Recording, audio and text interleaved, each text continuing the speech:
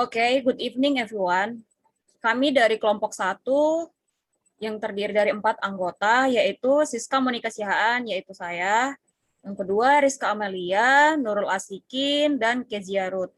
Nah, pada presentasi hari ini, kami akan membawakan topik, yaitu metode penelitian kuantitatif.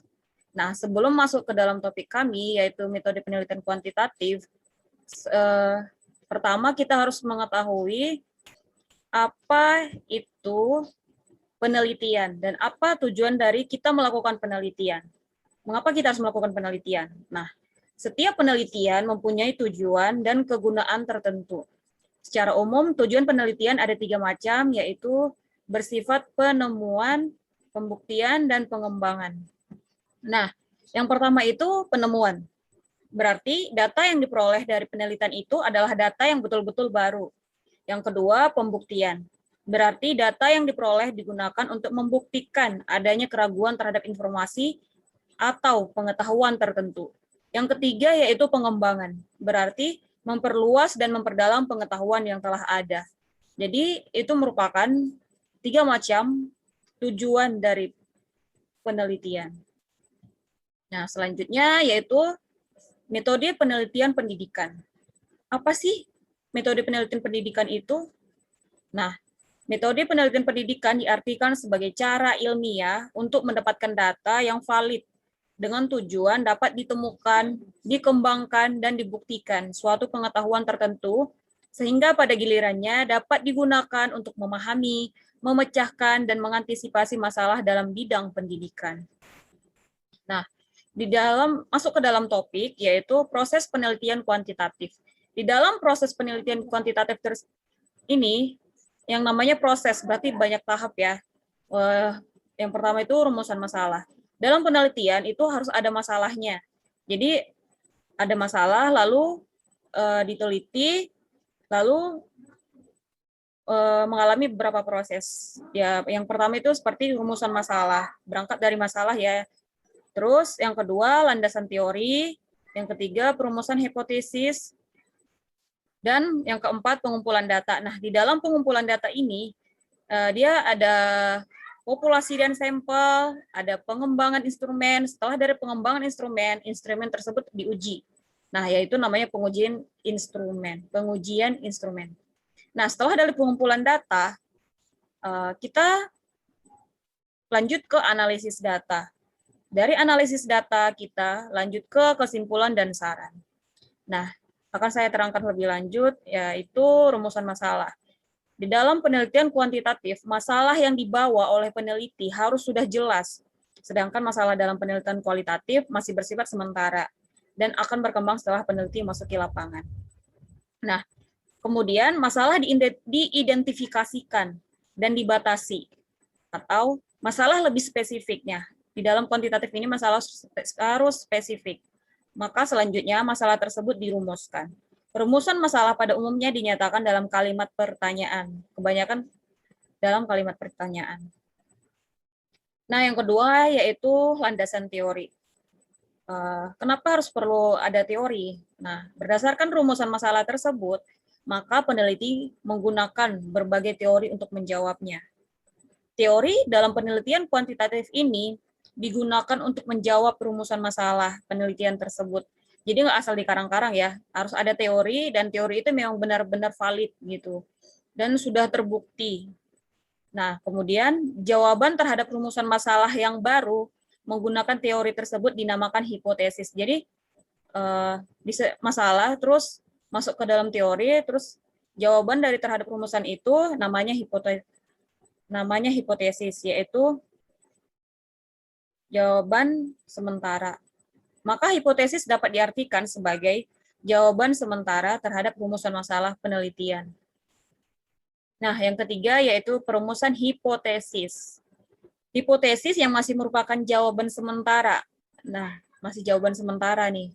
Selanjutnya akan dibuktikan kebenarannya secara empiris berdasarkan data dari lapangan. Nah, untuk itu peneliti melakukan pengumpulan data. Nah, yang keempat yaitu pengumpulan data. Di dalam pengumpulan data itu ada populasi, sampel, dan instrumen. Nah, pengumpulan data dilakukan pada populasi tertentu yang telah ditetapkan oleh peneliti. Bila peneliti bermaksud membuat generalisasi, maka sampel yang diambil harus representatif. Representatif itu yaitu karakteristiknya sama dengan yang dimiliki oleh populasi.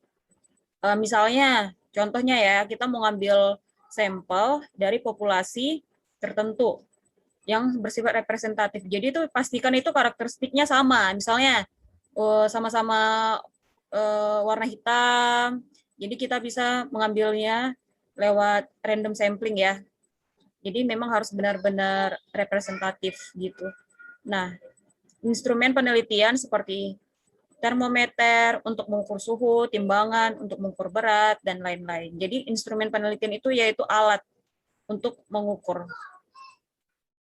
Alat untuk mengukur, dan pastikan instrumennya itu benar-benar valid ya. Tidak boleh dikarang-karang atau tidak boleh dibuat sendiri atau yang tidak jelas gitulah. Nah, di dalam analisis data, analisis yang diarahkan untuk menjawab rumusan masalah dan hipotesis yang diajukan. Dalam penelitian kuantitatif, analisis data menggunakan statistik. Nah, dia menggunakan statistik ya dalam kuantitatif.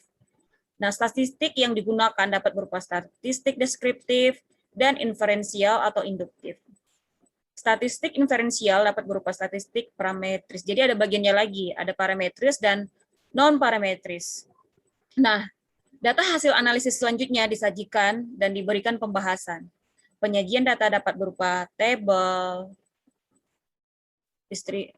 distribusi, frekuensi, grafik garis, grafik batang, pie chart, atau diagram lingkaran, dan piktogram. Jadi banyak ya data hasil analisis selanjutnya. Data hasil analisis itu dapat disajikan dalam bentuk tabel dan sebagainya. Kemudian masuk ke tahap terakhir yaitu kesimpulan dan saran. Nah, setelah data dianalisis, kemudian ketemulah kesimpulan. Adalah kesimpulan dan saran dari analisis data tersebut. Nah, kesimpulan berisi jawaban singkat terhadap setiap rumusan masalah berdasarkan data yang telah terkumpul. Nah, karena peneliti melakukan penelitian bertujuan untuk memecahkan masalah, ya. Peneliti melakukan penelitian untuk memecahkan masalah, maka peneliti berkewajiban untuk memberikan saran-saran dari hasil penelitian tersebut. Nah, melalui saran-saran tersebut diharapkan masalah dapat dipecahkan. Saran yang diberikan harus berdasarkan kesimpulan penelitian. Jadi, jangan membuat saran yang tidak berdasarkan hasil penelitian yang telah dilakukan. Nah, yang terakhir itu yaitu apabila hipotesis penelitian yang diajukan tidak terbukti, maka perlu dicek apakah ada yang salah dalam penggunaan teori, instrumen, pengumpulan data, analisis data, atau rumusan masalah yang diajukan. Jadi bisa ya ada yang salah di antara.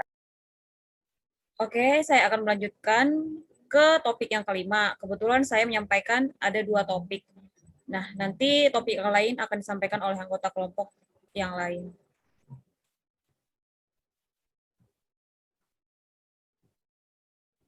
Nah, topik yang kelima yaitu menemukan masalah dalam penelitian kuantitatif. A research problem is a specific issue, difficulty, contradiction, or gap in knowledge that you will aim to address in your research.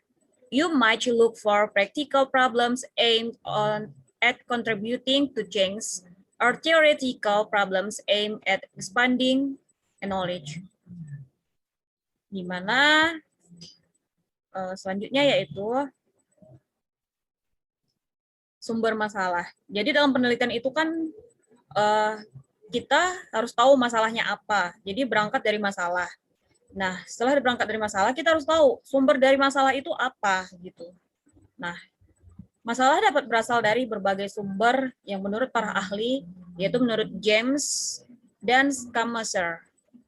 Yaitu di mana sumber masalah itu dapat berasal dari observasi, dedukasi dari teori, kepustakaan, masalah sosial, situasi praktis, dan yang terakhir dari pengalaman pribadi. Nah, kita lanjut ke how to find research problem. Jadi bagaimana kita menemukan masalah itu, sumber masalah itu, yaitu dengan cara kita membuat pohon masalah. Jadi dia ada pohon masalahnya, yaitu yang merupakan sebuah pendekatan atau metode yang digunakan untuk identifikasi penyebab suatu masalah. Jadi kita tahu penyebabnya itu apa aja gitu. Nah, di dalam analisis pohon masalah ini dilakukan dengan membentuk pola pikir yang lebih terstruktur mengenai komponen sebab akibat yang berkaitan dengan masalah yang diprioritaskan. Jadi dia ada yang prioritasnya. Jadi ibaratnya ada tingkatan-tingkatan masalahnya. Ada hubungan sebab akibatnya. Nah, di berikut ini ada diagram pohon masalah, sebab akibatnya, dan terdapat juga ada masalah utama, masalah pokok atau penyebab, dan ada tahap di masalah spesifik atau penyebabnya. Jadi dia itu ada bagian-bagiannya. Nah, terus contohnya nih, dalam kasus dari kualitas lulusan ya. Nah, diambil contoh dari kualitas lulusan yang merupakan sarana pendidikan. Ini apa aja sih yang menjadi sumber masalah dari kualitas lulusan itu? Yaitu kita tarik diagramnya, kita tarik pohon masalahnya, yaitu yang pertama itu kualitas inputnya, yang kedua ruang kelasnya gimana, terus bagaimana dengan murid-muridnya, guru dengan guru-gurunya, terus evaluasinya bagaimana, terus fasilitas sekolahnya itu bagaimana. Jadi semua itu merupakan dari masalah kualitas kelulusannya. Nah, berikut ini juga yang menjelaskan bahwa kualitas lulusan itu sumber masalahnya itu dari kualitas input, performance gurunya, ketersediaan sarana dan prasarana, sistem evaluasi. Jadi disimpulkan itu bahwa pengaruh kualitas input murid, guru, sarana dan prasarana, serta sistem evaluasi terhadap kualitas lulusan. Jadi kira-kira seperti itu. Nah, topik yang kedua, ketiga, dan keempat akan dilanjutkan oleh anggota kelompok yang lain. Waktu dan tempat akan saya persilakan. Terima kasih.